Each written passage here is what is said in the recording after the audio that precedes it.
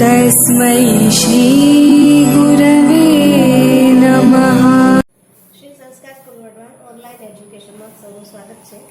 આજે આપણે ધોરણ 4ના ગુજરાતી પાઠ્યપુસ્તકનો પૂરક વાંચનનો પાઠ બીજો કસ્તુરબા જોઈશું। અહીં તમને કસ્તુરબાનો ફોટો આપેલો છે। ગાંધીજીના ધર્મપત્ની કસ્તુરબાને કોણ ન ઓળખે? ચાલો આપણે એમના વિશેનો પાઠ જોઈએ। ગાંધીજીને આપણે બાપુના વાલસોના નામથી યાદ કરીએ છીએ, તો કસ્તુરબાનું નામ આવતા આપણા મુખમાંથી અમારા બા એવો ઉદ્ગાર ઉમળકા સાથે નીકળે છે। ગાંધીજી મહાન બન્યા તેમાં બાનો ફાળો જેવો તેવો ન હતો। કસ્તુરબાનો જન્મ પોરબંદરમાં સને 1869ના એપ્રિલ માસમાં થયો હતો। પિતાનું નામ ગોકુલદાસ અને માતાનું નામ વ્રજકુંવર હતું। નાની ઉંમરે ગાંધીજી સાથે તેમનું લગ્ન થયેલું। બહુ ઓછું ભણેલા પણ ઘણા જાણકાર, સમજુ ને સુશીલ। ગાંધીજીની નાની મોટી બધી વાતમાં તેમને સાથ આપી બધી લડતોમાં તે હંમેશા મોખરે રહેતા। એની શરૂઆત થઈ આફ્રિકાથી। ગાંધીજીએ સત્યાગ્રહની લડત ઉપાડી હતી। એમાં સ્ત્રીઓને જોડવાનું વિચાર્યું। કસ્તુરબાએ પહેલ કરી। આ નાનું સૂનું પગલું ન હતું। બા જેલમાં તો ગયા, પણ એમણે બીજાના હાથનું રાંધેલું ખાવાની ના પાડી।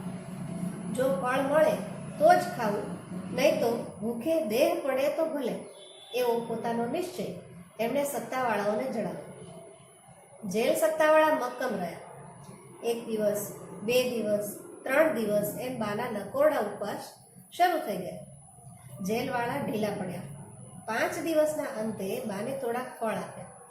એટલાથી પેટ પૂરું ભરાય એમ ન હતું, પણ બાએ ચલાવી લીધું। આ રીતે 3 મહિનાનું સખત તપ કરી બા જ્યારે જેલમાંથી છૂટ્યા ત્યારે હાડપિંજર જેવા બની બહાર આવ્યા। આવા હતા ટેકીલા અને ધર્મપરાયણ આપણા બા કસ્તુરબા। આફ્રિકાથી દેશમાં આવ્યા પછી ગાંધીજીએ સાબરમતી નદીને કાંઠે સત્યાગ્રહ આશ્રમ સ્થાપ્યો। આજે એ સાબરમતી આશ્રમના નામે ઓળખાય છે।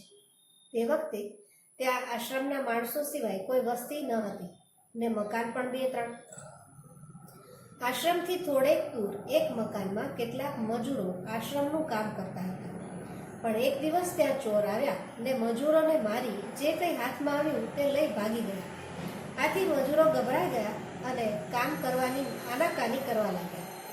ગાંધીજીએ આશ્રમના લોકોને એ કામ સંભાળી લેવા સૂચવ્યું। બાએ બાપુજીના બોલ ઉપાડી લીધા। તે ડરામણી જગ્યાએ બા ગયા। બાને શું કામ આપવું એની મૂંઝવણ ત્યાંના વ્યવસ્થાપકને થઈ। બાએ કહ્યું, કેમ કામ નથી બતાવતા?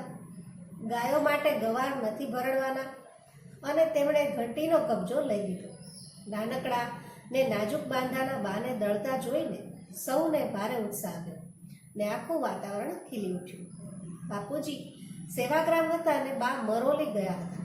ત્યાંથી તે આવવાના હતા। જે ગાડીમાં તે આવવાના હતા તે સવારની ગાડીમાં બા આવી શક્યા નહીં। એ ટાપટીવેલી ગાડી સુરતથી આવતી હતી। બા સવારે ન આવ્યા એટલે એમને મળવા માટે ખાસ રોકાઈ રહેલી એક બેને બાપુજીને સાંજે પૂછ્યું, બા અત્યારની ગાડીએ તો આવશે ને? સાંજની ગાડી મુંબઈ થઈને આવતી હતી અને એ રસ્તે આવતા વધુ પૈસા ખર્ચવા પડે એમ હતું।